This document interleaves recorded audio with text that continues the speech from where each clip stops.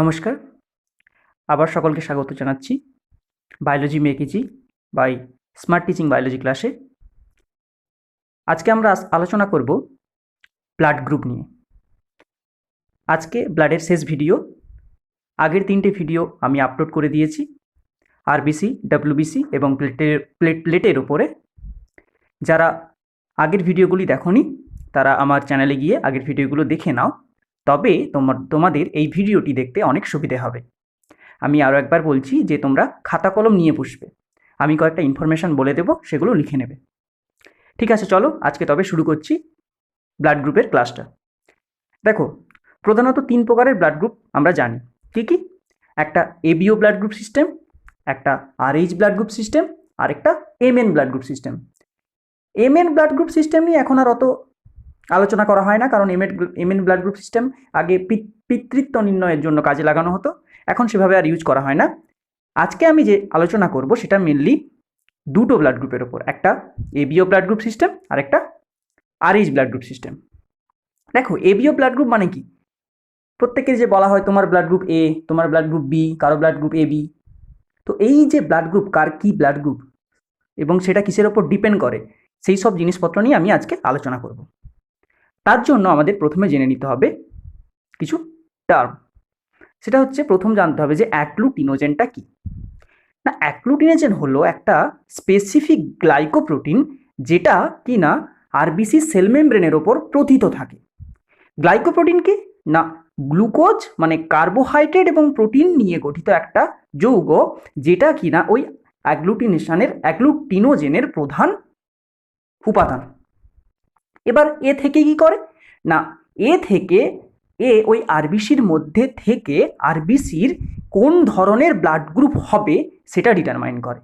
অর্থাৎ আমাদের যে এই এ ব্লাড গ্রুপ বলো, বি ব্লাড গ্রুপ বলো, এবি ব্লাড গ্রুপ বলো, এগুলো কিসের উপর ভিত্তি করে করা হয়েছে না, কারো দেহে আরবিসির সেল মেমব্রেনের ওপর কি টাইপের অ্যাগ্লুটিনোজেন আছে বা অ্যান্টিজেন আছে সেটার উপর ভিত্তি করে এই ব্লাড গ্রুপগুলোকে ভাগ করা হয়েছে।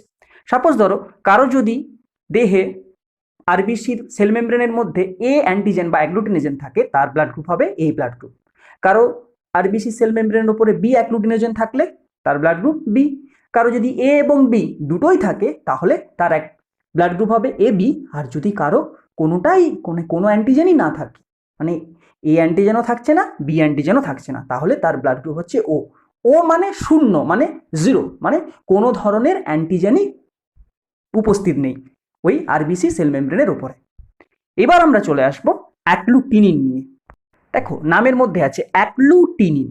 অ্যাগ্লুটিনিন কথার অর্থ কি না, ইন মানে প্রোটিন আমি বলেছিলাম, আর অ্যাগ্লুটিনিন মানে মানে তঞ্চন।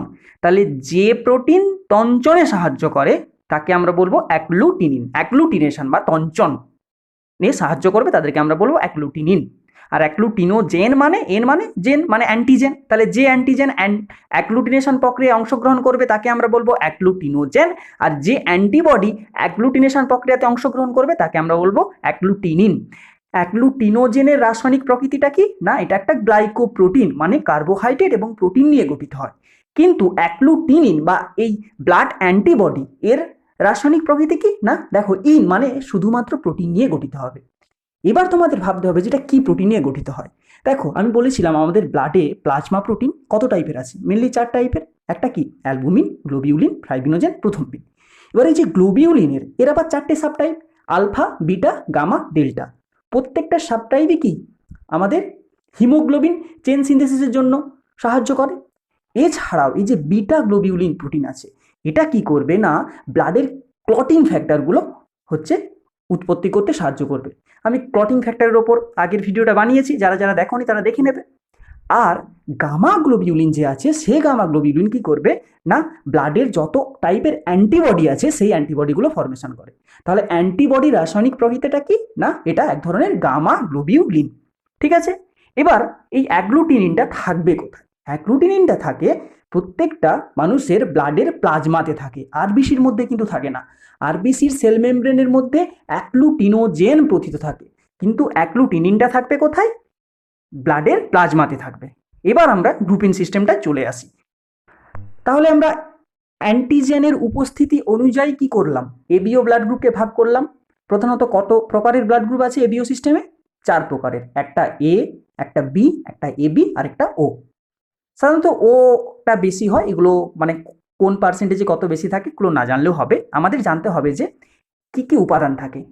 তাহলে যার দেহে এ ব্লাড গ্রুপ থাকে তার ক্ষেত্রে তার আরবিসি সেল মেমব্রেনে এ অ্যান্টিজেন থাকবে, আর তার প্লাজমাতে থাকবে বি অ্যান্টিবডি বা বি অ্যাগ্লুটিনিন। সবসময় মনে রাখবে যার ক্ষেত্রে যেটা ব্লাড গ্রুপ, সেই ব্লাড গ্রুপ অনুযায়ী তার আরবিসির মধ্যে সেই অ্যান্টিজেনটা থাকবে, আর তার উল্টো অ্যান্টিবডিটা তার প্লাজমাতে থাকবে। ঠিক আছে, এবার কেন উল্টোটা থাকে? দেখো, যদি কোনো সেম টাইপের অ্যান্টিজেন সেম টাইপের অ্যান্টিবডির সংস্পর্শে আছে তাহলে তারা পরস্পরের মধ্যে রিয়াকশান করে সেই জিনিসটাকে ধ্বংস করে দেবে। তাহলে এখানে দেখো, যদি কোনো একটা এ ব্লাড গ্রুপের রক্তে কি আছে, সেল মেমব্রেনের মধ্যে, আরবিসি সেল মেমব্রেনের মধ্যে এ অ্যান্টিজেন আছে। এবার সে যদি কোনো এ অ্যান্টিবডি বা এ অ্যাগ্লুটিনিনের সংস্পর্শে আসে তাহলে কি হবে, অ্যান্টিজেন অ্যান্টিবডি রিয়াকশানের মাধ্যমে ওই আরবিসিটা ধ্বংস হয়ে যাবে বা আরবিসি লাইসিস হয়ে যাবে, যাকে আমরা বলবো আরবিসি হিমোলাইসিস হওয়া। ঠিক আছে, সে কারণে কারো দেহে যদি এ অ্যান্টিজেনের ব্লাড গ্রুপ থাকে তার দেহে কখনো এ অ্যান্টিবডি প্লাজমাতে থাকবে না, তাহলে তার উল্টো অ্যান্টিবডি থাকবে। সে কারণেই দেখো আমাদের মানে সিস্টেমটা, আমাদের ব্লাড মানে বডি সিস্টেমটা এমনভাবে তৈরি যাতে আমাদের বডির নিজস্ব কোনো ক্ষতি না হয়। ঠিক আছে, তাহলে এবার আমি দেখে নিই যে এ ব্লাড গ্রুপের রক্তে কোন অ্যান্টিজেন থাকে। এই অ্যান্টিজেন আরবিসির মধ্যেই প্রোথিত থাকে, আর তার প্লাজমাতে থাকে বি অ্যান্টিবডি। বি ব্লাড গ্রুপের ক্ষেত্রে বি অ্যান্টিজেন থাকবে, এই অ্যান্টিবডি থাকবে। এবি ব্লাড গ্রুপের ক্ষেত্রে দেখো, এবির ক্ষেত্রে কি হচ্ছে, আরবিসি সেল মেমব্রেনের মধ্যে এ অ্যান্টিজেনও আছে, বি অ্যান্টিজেনও আছে। তাহলে যে কোনো এক প্রকারের অ্যান্টিবডি যদি প্লাজমাতে থাকে তাহলে কি হবে, ওর যত আরবিসি আছে সবগুলো ধ্বংস হয়ে যাবে। তাহলে কি আমাদের সেল কি চাইবে, আমাদের বডি কি চাইবে না, কোনো ধরনের অ্যান্টিবডিকেই রাখতে চাইবে না। সে কারণে এবি ব্লাড গ্রুপের রক্তে কোনো অ্যান্টিবডি থাকে না, এবি নো অ্যান্টিবডি। আরেকটা কি আছে না, ও ব্লাড গ্রুপ। আমি তো বলে দিয়েছিলাম যে ও মানে কি, জিরো, জিরো মানে কোনো অ্যান্টিজেন নেই। তাহলে যেহেতু কোনো টাইপের অ্যান্টিজেন নেই তাহলে কি দুটো দুটো টাইপের অ্যান্টিবডি রাখতে পারে, সেই কারণে দুটো টাইপের অ্যান্টিবডি থাকে। তাহলে আমাদেরকে জানতে হবে এবি ফর নো অ্যান্টিবডি, মানে এবি ব্লাড গ্রুপের রক্তে কোনো অ্যান্টিবডি নেই। কীভাবে মনে রাখবো, দেখো মিউজিকটা মনে রাখো, AB no antibody, AB no antibody. আর ও ব্লাড গ্রুপের ক্ষেত্রে যেহেতু কোনো অ্যান্টিজেন থাকে না সে কারণে তাদের প্লাজমাতে এ এবং বি দুটো অ্যান্টিবডি থাকবে। প্রত্যেকটা যে অ্যান্টিবডি আছে তাকে আমি কি বলতে পারি, A anti AB, anti B, anti C, anti A and anti B. এবার আমরা চলে যাব যে ব্লাড মানে যদি ব্লাড গ্রুপিংয়ের মিসম্যাচ হয়, মানে ধরো ব্লাড ট্রান্সফিউশনের ক্ষেত্রে কেউ ব্লাড দিল কাউকে, যদি মিসম্যাচ হয় তাহলে কি ঘটতে পারে সেটা এই ব্লাড গ্রুপ থেকে তুমি আইডিয়া করে নিতে পারবে। ঠিক আছে, বা কে কাকে ব্লাড দিতে পারবে, মানে ডোনার কে হবে, গ্রহীতা কে হবে, কার ক্ষেত্রে কোনটা দিলে কোনো অসুবিধা হবে না, সেগুলো আমরা এটার উপর ভিত্তি করে জানতে পারবো। পরের স্লাইডে চলে যায়। তাহলে দেখো, যদি কোনো একজন গ্রহীতা, তার রক্ত এ পজিটিভ সাপোজ ধরো, আর তাকে দেওয়া হয়েছে বি পজিটিভ রক্ত, তাহলে কি হচ্ছে, এ পজিটিভ গ্রহীতার দেহে কি আছে, আরবিসির মধ্যে এ অ্যান্টিজেন আছে আর প্লাজমাতে বি অ্যান্টিবডি আছে। আর যে দাতা, তার দেহে হচ্ছে কি আরবিসির মধ্যে কি আছে, বি অ্যান্টিজেন আছে এবং তার প্লাজমার মধ্যে এ অ্যান্টিবডি আছে। এইবার যদি গ্রহীতার মধ্যে দেওয়া হয় তাহলে গ্রহীতার দেহে কি হবে, তাহলে দেখো গ্রহীতার দেহে এ অ্যান্টিজেন এ অ্যান্টিবডি দুটোই আছে, আর গ্রহীতার দেহে বি অ্যান্টিজেন বি অ্যান্টিবডি দুটোই আছে। তাহলে কি দাতা এবং গ্রহীতা দুজনের রক্তরই আরবিসি কি ধ্বংস হয়ে যাবে, সেটা এখন প্রশ্ন। সেটা জানার জন্য আমাদের আরেকটা কনসেপ্ট জানতে হবে, সেটা হচ্ছে গিয়ে ক্রিটিক্যাল কনসেন্ট্রেশন অফ অ্যাগ্লুটিনেশন। এটা কি না, এটা হলো এমন একটা কনসেন্ট্রেশন যে কনসেন্ট্রেশনের মানে এই অ্যাগ্লুটিনেশনটা হয়। তার মানেটা কি না, কোনো একটা অ্যাগ্লুটিনেশন প্রক্রিয়া ঘটার জন্য অ্যান্টিজেনকে ক্রিটিক্যাল কনসেন্ট্রেশনে পৌঁছতে হয়, অ্যান্টিবডিকেও ক্রিটিক্যাল কনসেন্ট্রেশনে পৌঁছাতে হয়। দুটোই যখন ক্রিটিক্যাল কনসেন্ট্রেশনে পৌঁছবে তখনই ওই অ্যাগ্লুটিনেশন রিয়াকশানটা সম্ভব, তার আগে সম্ভব না। এবার দেখো, যে গ্রহীতা, তার আরপিসির মধ্যে অ্যান্টিজেনগুলো প্রোথিত আছে আর প্লাজমার মধ্যে অ্যান্টিবডিটা আছে।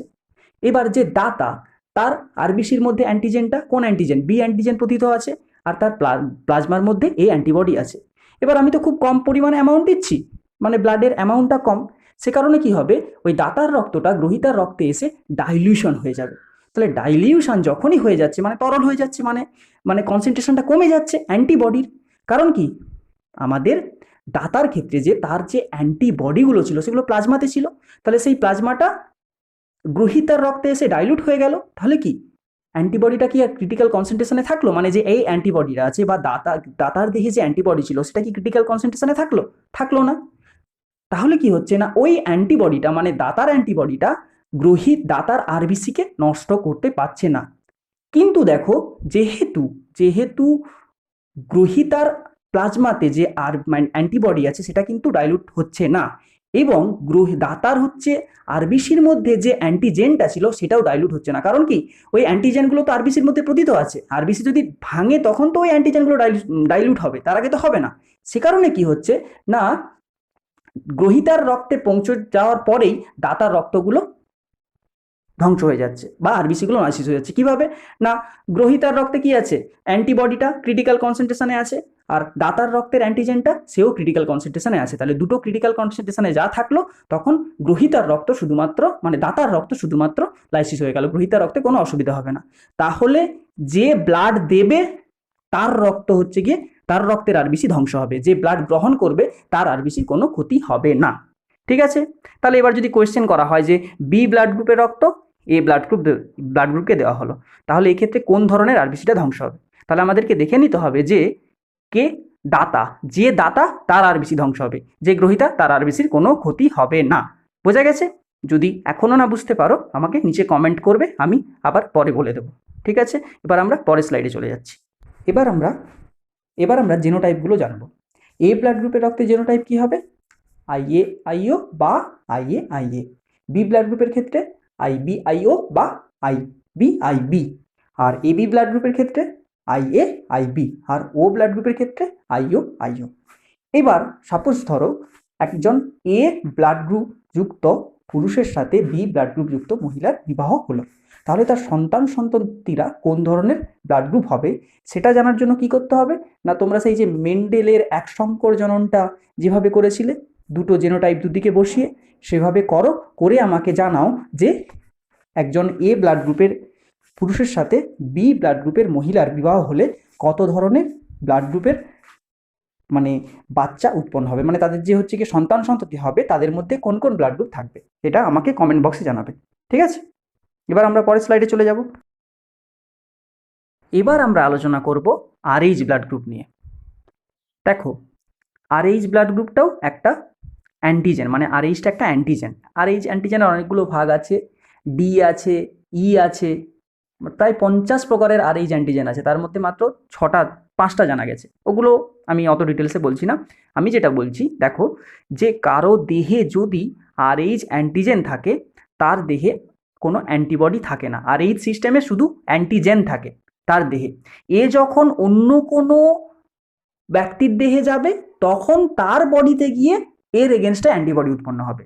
মানে এবিও ব্লাড গ্রুপ সিস্টেমে কি কোনো একটা ব্যক্তির দেহে এবিও সিস্টেমের অ্যান্টিজেন ছিল আর এবিও সিস্টেমের অ্যান্টিবডি ছিল, কিন্তু আরএইচ সিস্টেমের ক্ষেত্রে কোনো একটা ব্যক্তির দেহে শুধুমাত্র আরএইচ অ্যান্টিজেন থাকবে, কোনো অ্যান্টিবডি থাকবে না সেই ব্যক্তির দেহে। আরএইচ সিস্টেমে শুধুমাত্র সেই ব্যক্তির দেহে অ্যান্টিজেন থাকবে, আরএইচ সিস্টেমের কোনো সেই ব্যক্তির দেহে সেম ব্যক্তির দেহে কোনো অ্যান্টিবডি থাকবে না। এবার যার আরবিসির মধ্যে আরএইচ অ্যান্টিজেন আছে তাকে আমরা বলবো আরএইচ পজিটিভ ব্লাড, যার আরবিসির মধ্যে কোনো আরএইচ অ্যান্টিজেন নেই তাকে আমরা বলবো আরএইচ নেগেটিভ ব্লাড। ঠিক আছে, আরেকটা জিনিস আমি আগে বলতে ভুলে গেছি, যে ব্লাডের মানে এবিও সিস্টেমের যে অ্যাক্লুটিনিন যেগুলো আছে সেগুলো টাইপে আইজিএম টাইপের হয়। আইজিএম জিনিসটা কি না, আমাদের বডিতে টোটাল 5 প্রকারের অ্যান্টিবডি পাওয়া যায়। কি কি না, গ্যামড মানে আইজিজি, আইজিএ, আইজিডি, আইজিই, আইজিএম, এই 5 প্রকারের প্রধানত অ্যান্টিবডি পাওয়া যায়। তো এই 5 প্রকারের অ্যান্টিবডির মধ্যে এবিও সিস্টেমের যে অ্যাক্লুটিনিন আছে সেটা হচ্ছে কোন টাইপের, আইজিএম টাইপের। আর আরএইচ ব্লাড গ্রুপের সিস্টেমের যে অ্যান্টিবডি থাকে এটা অ্যাকচুয়ালি সেই সেম ব্যক্তির দেহে অ্যান্টিবডি থাকে না, কিন্তু যখন ওই ব্লাডটা অন্য কোনো ব্যক্তির দেহে ব্লাডে যাবে তখন তার এগেনস্টে ওই অ্যান্টিবডিটা তৈরি হবে। তো এই যে অ্যান্টিবডি ফর্মেশন হবে এটা হচ্ছে আইজিজি টাইপের অ্যান্টিবডি হবে। ঠিক আছে, ইন্ডিয়ার ক্ষেত্রে সাধারণত 85% লোকের আরএইচ পজিটিভ ব্লাড হয় আর 15% লোকের আরএইচ নেগেটিভ ব্লাড হয়। এবার দেখো, কোনো একটা ব্লাড গ্রুপ যখন নির্ণয় করতে দেওয়া হয় সেখানে কিন্তু দুটো জিনিসই লেখা থাকে। মানে এবিও সিস্টেমও বলা থাকে আর এইচ সিস্টেমও বলা থাকে। কীভাবে? সাপোজ ধরো তোমার ব্লাড গ্রুপ যদি আমি বলি যে বি পজিটিভ, ধরো আমার ব্লাড গ্রুপ বি পজিটিভ, তাহলে দেখো এখানে দুটো জিনিস আছে, একটা বি একটা পজিটিভ। বি কথার অর্থ হলো এবিও সিস্টেমের ব্লাড গ্রুপ, আর পজিটিভ মানে আরএইচ সিস্টেমের ব্লাড গ্রুপ। মানে কি আমার রক্তটা বি এবিও সিস্টেমের বি গ্রুপের, আর পজিটিভ যেহেতু সে কারণে আরএইচ সিস্টেমের আরএইচ পজিটিভ ব্লাড। ঠিক আছে, এবার এটার উপর ভিত্তি করে আমি পরের যে জিনিসটা আলোচনা করতে যাচ্ছি সেটা হচ্ছে গিয়ে আরএইচ ইনকম্প্যাটিবিলিটি, বা যেটাকে তোমরা জানো হিমোলাইটিক ডিজিজ অফ নিউবর্ন। সেই জিনিসটা কি? আমি আরেকটা উদাহরণ দিচ্ছি, দেখো সাপোজ ধরো আমার রক্ত বি নেগেটিভ, আমাকে কেউ এ পজিটিভ ব্লাড গ্রুপের রক্ত আমাকে দিল। তাহলে দেখো এখানে দুটো টাইপের ব্লাড গ্রুপের মিসম্যাচ হচ্ছে, একটা এবিও সিস্টেমের মিসম্যাচ আর একটা আরএইচ সিস্টেমের মিসম্যাচ। এবিও সিস্টেমের মিসম্যাচ হলে কি হবে না, আমার দেহে দাতার রক্তর আরবিসিগুলো ধ্বংস হয়ে যাবে, কিন্তু দাতার আরএইচ পজিটিভ মানে তার দেহে আরএইচ অ্যান্টিজেন আছে, মানে তার সিরামে সিরামে নয়, তার রক্তের মধ্যে বা আরবিসির মধ্যে আরএইচ অ্যান্টিজেন আছে, আর আমার দেহে কোনো কিন্তু অ্যান্টিজেন নেই আরএইচের, আর কোনো অ্যান্টিবডিও নেই। আরএইচ নেগেটিভ মানে তার দেহে কোনো আরএইচ অ্যান্টিজেনও থাকবে না, কোনো আরএইচ অ্যান্টিবডিও থাকবে না। আর আরএইচ পজিটিভ মানে তার দেহে শুধুমাত্র আরএইচ অ্যান্টিজেন থাকবে, কোনো অ্যান্টিবডি থাকবে না। তাহলে ওর দেহের রক্তটা আমার দেহে যখন এলো, ওর আরবিসির মধ্যে যে আরএইচ অ্যান্টিজেনটা আছে আমার এখানে এলো, আমার এখানে আসার পর আমার দেহে কি হবে, ওই আরএইচ অ্যান্টিজেনের এগেনস্টে একটা আরএইচ অ্যান্টিবডি উৎপন্ন করবে। সেই অ্যান্টিবডিগুলো কি করবে না, পরবর্তীকালে আমার আরবিসিকে ধ্বংস করতে পারে। ঠিক আছে, এটা জেনে রাখো। এবার আমরা চলে যাব যে মায়ের ক্ষেত্রে যদি মানে বেবি আরএইচ নেগেটিভ পজিটিভ আর মা যদি আরএইচ পজিটিভ হয়, ভুল বললাম, বেবি আরএইচ পজিটিভ এবং মা যদি আরএইচ নেগেটিভ হয় তাহলে কি দাঁড়াবে সেটা আমাদেরকে জানতে হবে। এখানে একটা জিনিস দেখে নাও যে কোন অ্যান্টিজেন থাকে, পজিটিভ মানে কি, আর কোন অ্যান্টিবডি থাকবে তার সিরামে বা প্লাজমাতে, সেই জিনিসটা এখানে বলা আছে, সেটা দেখে নাও, আর কিছু নেই। তাহলে অ্যান্টিজেন সবসময় আরবিসির সেল মেমব্রেনের ওপর প্রথিত থাকে, গাঁথা থাকে, আর অ্যান্টিবডিগুলো সবসময় সিরাম বা প্লাজমাতে পাওয়া যায়। ঠিক আছে, এবার আমরা পরের স্লাইডে যাচ্ছি যে যদি আরএইচ ইনকম্প্যাটিবিলিটি হয় বা আরএইচ মিসম্যাচ হয় তাহলে কি হবে, বিশেষ করে প্রেগনেন্ট মাদারের ক্ষেত্রে। প্রেগনেন্ট মাদারের ক্ষেত্রে বেবির কি হবে সেটা আমরা জানব। এবার আমরা আলোচনা করতে চলেছি হিমোলাইটিক ডিজিজ অফ নিউবর্ন বা এরিথ্রোব্লাস্টোসিস ফিটালিস বা হাইড্রোফিটালিস। জিনিসটা কি? নামের মধ্যে আমরা আগে তাৎপর্য খুঁজি। দেখো হিমোলাইটিক ডিজিজ মানে হিমোলাইসিস হচ্ছে, কিসের হিমোলাইসিস হচ্ছে? আরবিসির হিমোলাইসিস হচ্ছে। কেন হচ্ছে? দুটো কারণেই হতে পারে, এবিও ব্লাড গ্রুপের ইনকম্প্যাটিবিলিটি মানে মিসম্যাচ হলে হবে, বা আরএইচের মিসম্যাচ বলে হবে। কিন্তু আমরা এখন এটা পড়বো আরএইচ মিসম্যাচের জন্য কি হবে সেটা দেখব। তার জন্য যে হিমোলাইসিস হচ্ছে সেটাকে আমরা বলবো হিমোলাইটিক ডিজিজ অফ নিউবর্ন। কার হচ্ছে? নিউবর্নের মধ্যে হচ্ছে। নিউবর্ন মানে ফিটাসের মধ্যে হচ্ছে। ঠিক আছে, মানে ফিটাসের দেহের আরবিসিটা ধ্বংস হয়ে যাচ্ছে। তারই অপর নাম কি না এরিথ্রোব্লাস্টোসিস ফিটালিস। এরিথ্রোব্লাস্টোসিস ফিটালিস মানে এরিথ্রোব্লাস্টের বা এরিথ্রোসাইটের লাইসিস হচ্ছে। কার এরিথ্রোসাইট? ফিটাসের এরিথ্রোসাইট। এর পরের নামটা যেটা আমি কি বললাম, হাইড্রক্স ফিটালিস। না, এটা মানে কি, হাইড্রক্স মানে বেবিটা ফুলে যাচ্ছে। ফুলে যাচ্ছে মানে কেন যখন বেবিটা মায়ের দেহে মারা গেল তখন কি হবে, মায়ের দেহের যে অ্যামনিওটিক ফ্লুইড যেটা আন্ডারে মানে যেটার মধ্যে বেবিটা থাকে, সেই অ্যামনিওটিক ফ্লুইডটা ওই ফিটাসের দিয়ে ঢুকে যাবে, তখন ফিটাসটা ফুলে যাবে। সেই ব্যাপারটাকে আমরা বলবো মানে এই ডিজিজের শেষ পরিণতি হচ্ছে গিয়ে হাইড্রক্স ফিটালিস। ঠিক আছে, এবার আমরা এই ডিজিজটা কিভাবে হয় সেটা দেখছি। দেখো আমি বললাম যে এই ডিজিজটা দুভাবেই হতে পারে। এখন যেটা আমরা আলোচনা করব সেটা হচ্ছে আরএইচ মিসম্যাচের ফলে। দেখো যদি কোনো আরএইচ পজিটিভ পুরুষের সাথে আরএইচ নেগেটিভ মহিলার বিবাহ হয় তাহলে কি হবে, ওই আরএইচ পজিটিভ পুরুষের দেহে আরএইচ অ্যান্টিজেন আছে, কোনো অ্যান্টিবডি নেই।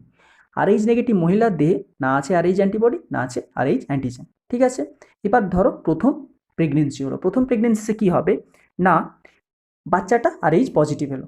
বাচ্চাটা আরএইচ পজিটিভ আসার ফলে কি হবে না, বাচ্চাটার দেহে আরএইচ পজিটিভ যুক্ত অ্যান্টিজেন থাকবে। এবার ওই আরএইচ অ্যান্টিজেনটা কোনোভাবে ধরো ম্যাটার্নাল ফিটাল সার্কুলেশন থেকে ম্যাটার্নাল সার্কুলেশনে গেল, মানে বাচ্চার দেহের রক্ত সংবহনতন্ত্র থেকে মায়ের দেহের রক্ত সংবহনতন্ত্রে গেল। ঠিক আছে, যাওয়ার পর কি হবে না, মায়ের দেহে কি হবে, ওই RH অ্যান্টিজেনের এগেনস্টে অ্যান্টিবডি উৎপন্ন হয়ে থাকবে। প্রথম বাচ্চা ডেলিভারি হয়ে গেল, কোনো ক্ষতি হলো না। দ্বিতীয় যখন প্রেগনেন্সি হবে তখন কি হবে, ওই বাচ্চাটা আবার যদি RH পজিটিভ বাচ্চা হয় তখন কি হবে না, ওই RH পজিটিভ বাচ্চার এগেনস্টে দেখো মায়ের দেহে আগে থেকে কি RH অ্যান্টিবডিগুলো উৎপন্ন হয়েছে, আর ওই RH অ্যান্টিবডি উৎপন্ন করার জন্য কে দায়ী, প্রথমের বাচ্চাটা দায়ী। তাহলে প্রথম বাচ্চাটা যখন বেরিয়ে গিয়েছিল তখন মায়ের দেহে RH অ্যান্টিবডি পুশ করে দিয়ে চলে গেছিল। এবার দ্বিতীয় বাচ্চা যখন এলো তখন কি হবে না, ওই অ্যান্টিবডিগুলো মায়ের দেহের উৎপন্ন করা বা আগে থেকে উৎপন্ন হওয়া অ্যান্টিবডিগুলো ওই বাচ্চার দেহে চলে এলো। এলে কি হবে, RH অ্যান্টিজেন অ্যান্টিবডি দুটোই বাচ্চার দেহে চলে আসবে। তখন কি হবে না, আর বাচ্চার দেহের যে RBC আছে সেই RBCটা ধ্বংস হতে শুরু করবে। এটা যদি বেশি মানে এটা ডিপেন্ড করবে কতটা পরিমাণ মায়ের দেহে আগে থেকে RH অ্যান্টিবডি উৎপন্ন হয়েছিল। যদি খুব বেশি পরিমাণে উৎপন্ন হয়ে থাকে তাহলে দ্বিতীয় বাচ্চাটা মারা যাবে, আর যদি খুব কম পরিমাণে উৎপন্ন হয়ে থাকে তাহলে দ্বিতীয় বাচ্চাটা মারা যাবে না।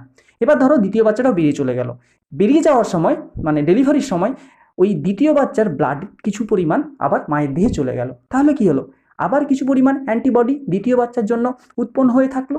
তাহলে এখন দেখো মায়ের দেহের অ্যান্টিবডি RH অ্যান্টিবডির পরিমাণটা অনেক বেড়ে গেছে। এবার যখন তৃতীয় প্রেগনেন্সি হবে তখন কি হবে না, অনেক মানে মায়ের দেহে এতটা পরিমাণ অ্যান্টিবডি জমা আছে, ওই অ্যান্টিবডিটা সাফিসিয়েন্ট ওই তৃতীয় বাচ্চাটাকে নষ্ট করে দেওয়ার জন্য। তাহলে কি হবে, ওই মায়ের দেহে থেকে সমস্ত অ্যান্টিবডি বাচ্চার দেহে চলে আসবে। বাচ্চাটা যদি RH পজিটিভ ব্লাড হয় তাহলে কি হবে, বাচ্চাটা মারা যাবে মায়ের পেটের মধ্যে। তাহলে সেই রোগটাকেই আমরা বলবো হিমোলাইটিক ডিজিজ অফ নিউবর্ন। কি বলবো, hemolytic disease of newborn due to RH incompatibility. ঠিক আছে, এর অপর নাম কি হলো, এরিথ্রোব্লাস্টোসিস ফিটালিস বা হাইড্রপস ফিটালিস। তাহলে প্রথমে হচ্ছে হিমোলাইটিক ডিজিজ অফ নিউবর্ন হলো, মানে RBCগুলো ভেঙে গেল, ভেঙে যাওয়ার পর RBC ভেঙে গেলে আমি বলেছিলাম যে বিলিরুবিন উৎপন্ন হয়। আমি এটা আমার প্রথম যে ভিডিও বা প্রথম যে ক্লাস ছিল সেখানে বলেছিলাম, সেটা যদি কেউ দেখে না থাকো দেখে নিও। তাহলে বিলিরুবিন উৎপন্ন হলো, যখন এক্সেস অ্যামাউন্ট অফ বিলিরুবিন বাচ্চার দেহের গ্যাংলিয়াতে জমে যাবে তখন আমরা তাকে বলবো কার্নিকটেরাস বেবি। তারপরে যখন আরও হিমোলাইসিস বাড়বে, আরও বেশি পরিমাণে বিলিরুবিন উৎপন্ন হবে, তখন ধীরে ধীরে বাচ্চাটা মারা যেতে মানে ধীরে ধীরে মৃত্যুর দিকে অগ্রসর হবে, তারপরে শেষে মারা যাবে। মারা যাওয়ার পর বাচ্চাটা যখন মৃত বাচ্চা যখন পেটের মধ্যে অনেক দিন থাকবে তখন কি হবে, বাচ্চাটা পচে গিয়ে ওই অ্যামনিওটিক ফ্লুইডগুলো বাচ্চার দিয়ে ঢুকে যাবে। বাচ্চার দিয়ে ঢুকে গেলে কি হবে, বাচ্চাটা ফুলে উঠবে। সেই কন্ডিশনটাকে আমরা বলবো হাইড্রপস ফিটালিস, মানে হিমোলাইটিক ডিজিজ অফ নিউবর্ন এর এন্ডিং স্টেজটা হচ্ছে হাইড্রপস ফিটালিস। ঠিক আছে।